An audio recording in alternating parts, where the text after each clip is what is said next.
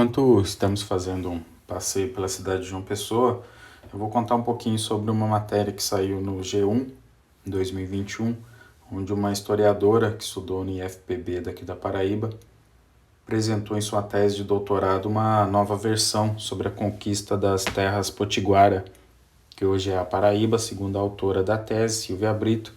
Ela expõe uma realidade bem diferente do que temos oficialmente. Então ela relata que a conquista da Paraíba no século XVI foi um feito militar, né, de alta prioridade da Espanha e que durou mais de 40 anos de conflitos aí, mais ainda, né? A cidade que conhecemos hoje por João Pessoa não nasceu em 5 de agosto de 1585, segundo ela. Ela relata que num domingo de 8 de abril de 1584 haviam 14 embarcações ancoradas em alto mar, a alguns quilômetros da costa, que hoje é a Praia do Cabo Branco. Haviam entre 1.000 e 2.000 homens, entre guerreiros e marinheiros. Grande parte eram naus militares espanholas de grande porte, que estavam altamente equipadas e que compunham aí a elite, né, que à época era a maior armada do mundo. E o objetivo era tentar algo que não havia sido feito antes, né, que era adentrar o Rio Paraíba e pacificar os indígenas, né, o povo potiguar, que dominava a região, e finalmente conquistar também aquela costa leste brasileira que ainda não estava sob o domínio da coroa. O rei Filipe II da Espanha, ele governava a coroa espanhola e portuguesa, e ele estava interessado na defesa do Atlântico Sul, pois ele queria expulsar, né, bandidos, contrabandistas e os piratas de todas as nacionalidades possíveis que o tempo todo estavam fazendo saques nas colônias. Só que para isso ele precisava conquistar Paraíba, que era um território, né, geograficamente estratégico. Então toda essa história foi contada pela historiadora paraibana Silvia Brito, e ela defendeu em 2020 uma tese de doutorado na Universidade de Salamanca, na Espanha, onde ela realizou uma pesquisa rigorosa, né, com documentos espanhóis antigos, num acervo que fica no Arquivo Geral de Simancas, que foi fundado em 1540. E nesse acervo fica todo o arquivo da monarquia espanhola. Então ela descobriu uma série de documentos que eram desconhecidos até os dias de hoje e que acaba aí por até mudar, né, a história paraibana, né, que a gente sabe. Em princípio, o interesse dela era a presença holandesa no Nordeste brasileiro, né? Era um episódio muito mais ligado à história da capitania de Pernambuco, mas aí quando ela começou a descobrir esse acervo técnico, esse acervo todo aí sobre a história da Paraíba, ela acabou, né, vendo que era um assunto que era desconhecido pelos historiadores do mundo inteiro. Foi questão de tempo aí para ela também mudar de foco. Até então acreditava-se que a conquista da Paraíba tinha sido tipo uma mera obra do acaso, né? Só que em sua tese ela mostra que a conquista da Paraíba foi uma prioridade, né, da monarquia ibérica de Filipe II. Só que ao invadir, ele meio que subjugou, né, os potiguaras, pois foi tipo uma empreitada bem mais difícil, sangrenta, e durou mais de 40 anos. Então, retomando a história da invasão, quando as forças portuguesas estavam ocupando o Brasil em 1500, 30 anos depois, em 1530, Portugal dividiu a área em 15 capitanias hereditárias para dar início ao processo de povoamento, né, ocupação da terra. Só que esse processo ele era muito lento e pouco eficiente, né, na maior parte do território, porque décadas depois ainda não tinha conseguido garantir, né, a conquista das terras, né?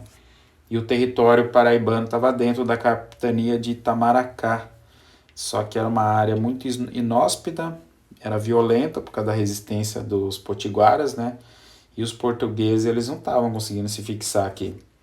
Aí em 50 anos seguintes, inclusive, foram várias tentativas dos portugueses, a partir de Pernambuco para as proximidades do Rio Paraíba, e acabaram fracassando sempre que enfrentavam os índios. Nisso abriu margem para ação de contrabandista de todo tipo, inglês, holandês e principalmente os franceses, que os franceses ainda firmaram um acordo com os potiguaras para explorar o pau-brasil sem nenhum tipo de controle por parte da coroa portuguesa.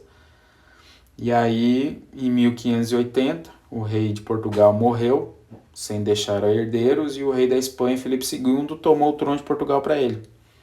Só que nisso daí os portugueses não gostaram muito, desencadeou um período sinistro, né, de muitos conflitos, invasões, até que ele foi declarado rei dos dois países em 1581. Aí formou-se a chamada União Ibérica, né, que durou 60 anos, em que dois países seriam governados por um mesmo rei espanhol. Foi também um período conhecido por período filipino, já que o comando ao longo das 6 décadas seguintes foi só rei Filipe, né? Filipe II até 1598, Filipe III até 1621, Filipe IV até 1640. Mas é o Filipe II, enquanto rei de Portugal e da Espanha, ele deu muito mais prioridade às colônias do Atlântico do Sul do que todos os outros reis portugueses já tinham dado. E logo no primeiro ano de gestão, ele definiu como missão, né, que era o controle definitivo da área e expulsar de vez os piratas e os saqueadores que estavam principalmente no litoral brasileiro e também nas minas do Peru. Aí a América do Sul entrou no foco, né, que era o foco do Império Espanhol, que era o maior império do mundo na época, né? Só que para isso ele tinha que ter controle do Atlântico e ele precisava impedir que os piratas e contrabandistas circulassem, né, tivessem acesso pelo Pacífico. Né? Então, assim, o único ponto de acesso naquela época era o Estreito de Magalhães, que fica no extremo sul do que hoje a gente vê, o que hoje está a Argentina. Só que aí surgiu uma ideia do quê? Criar uma armada militar para povoar e fortificar o estreito, e aí, que era um lugar de difícil acesso, de mares turbulentos, tal. Então a estratégia inicial foi essa. Só que aí surgiu a ideia de, no fim das contas, o rei acabou pegando essa ideia de criar essa armada, mas colocou no comando o capitão, que era chamado Diego Flores Valdés, que era um dos nomes mais experientes da Armada Espanhola. E esse cara já tinha uns mais de 30 anos de carreira. Só que havia um detalhe, apesar do nome oficial da expedição ser Armada do Estreito, o objetivo não era o Estreito, o objetivo secreto era conquistar a Paraíba. Só que esta informação estava restrita só no alto comando, porque eles não queriam que os piratas e os contrabandistas soubessem que eles que eram o foco principal. Então, por essas questões que acredita que os portugueses interferiram na história, que foi contado nos séculos seguintes. Primeiro, que a unificação da Península Ibérica não era um consenso. Portugal nunca concordou com isso. Aí houve uma tentativa dos portugueses de apagar tudo que os espanhóis tinham feito. Então eles reescreveram a história como se a conquista fosse feita por eles. Então eles foram minimizando ali os feitos espanhóis. Aí a Armada do Estreito deixou o porto da Espanha em 25 de setembro de 1581. Ao todo tinha mais de 3.500 pessoas, que o objetivo principal era chegar no Rio de Janeiro e depois dali dividir em missões menores. No fim, uma pequena parte dividiu em 5 naus, sob o comando de Pedro Sarmiento Gamboa. Esse cara fracassou em tentar chegar ao estreito, né? Mas conseguiu pelo menos reforçar os assentamentos espanhóis que estavam no sul da Patagônia. Já a força militar principal do comando do Diego Flores Valdés partiu para conquistar a Paraíba, e só que ele imaginava que o processo ia ser meio doloroso e interminável, né? Diego, ele chegou em Olinda em 19 de março de 1584.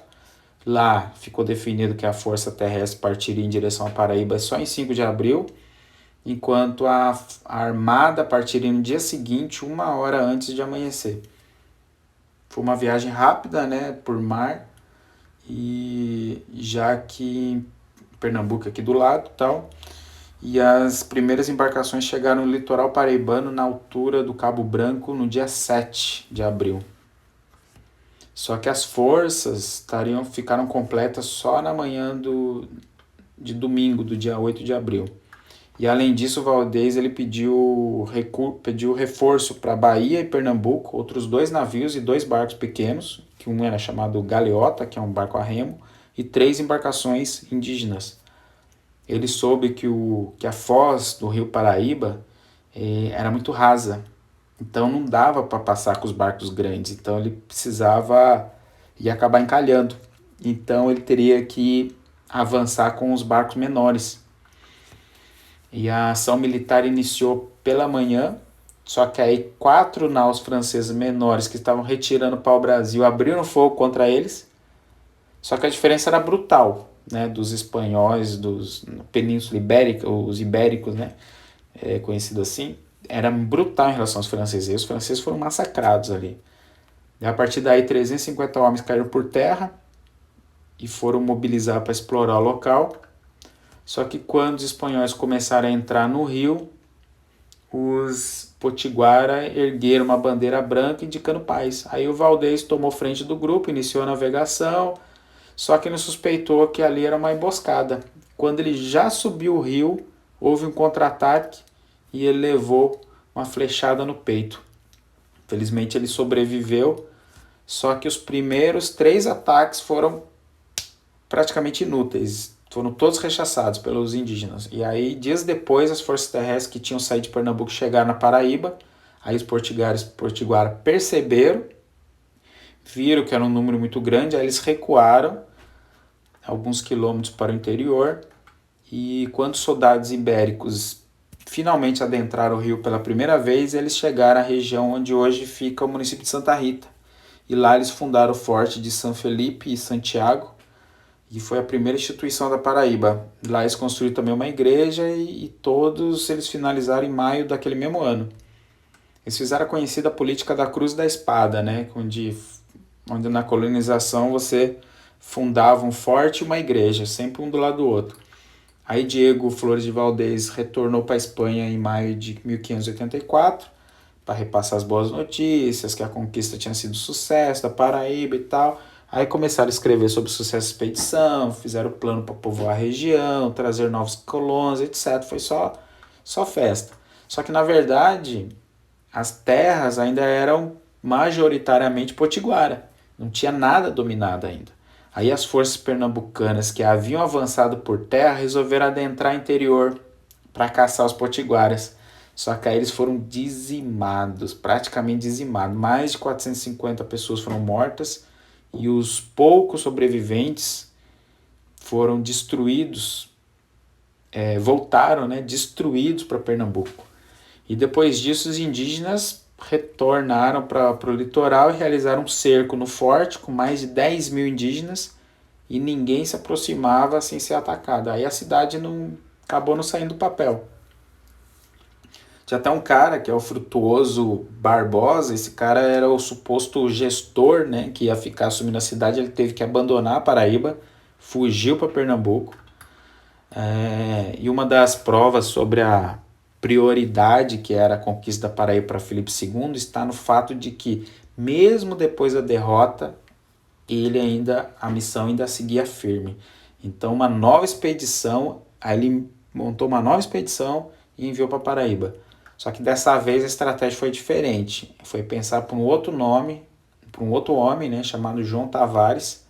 E aí esse cara chegou e a missão foi um sucesso. E a pacificação em 5 de agosto de 1585 aconteceu. Foi a data da fundação da cidade Filipéia de Nossa Senhora das Neves. Depois virou Frederica durante a ocupação holandesa, que foi rápida. Depois Paraíba com H e agora que é atualmente João Pessoa. Mas apenas em 4 de novembro de 1585 que foi iniciada a construção de um novo forte na área, que foi erguido no Varadouro das Naus, que deu origem ao bairro do Varadouro, que existe até hoje. Mas então não há o que se falar de cidade antes de 4 de novembro, não 5 de agosto, segundo a Silvia. No entanto, o processo não foi nada pacífico. esse processo não aconteceu assim. A efetiva conquista da Paraíba demorou mais de uma década para se consolidar. Houveram ataques potiguara constantes contra a cidade ao longo dos anos seguintes. Por exemplo, existem registros documentais de conflitos mais violentos em 1590, 1599, 1609, 1619. Então foi assim um processo muito difícil, precário, violento. Esse estado de guerra constante durou até a década de 1620, uma violência sem fim de ambos os lados, que acabou terminando mesmo com o genocídio dos indígenas. Né? E no ano de 1625, que se tem registro, houve um massacre indígena que aconteceu na Baía da Traição. E isso daí marcou o fim da guerra. Então, um assunto bem interessante aí, trazido pela historiadora Silvia de Brito, uma paraibana, que que mora na Espanha, né?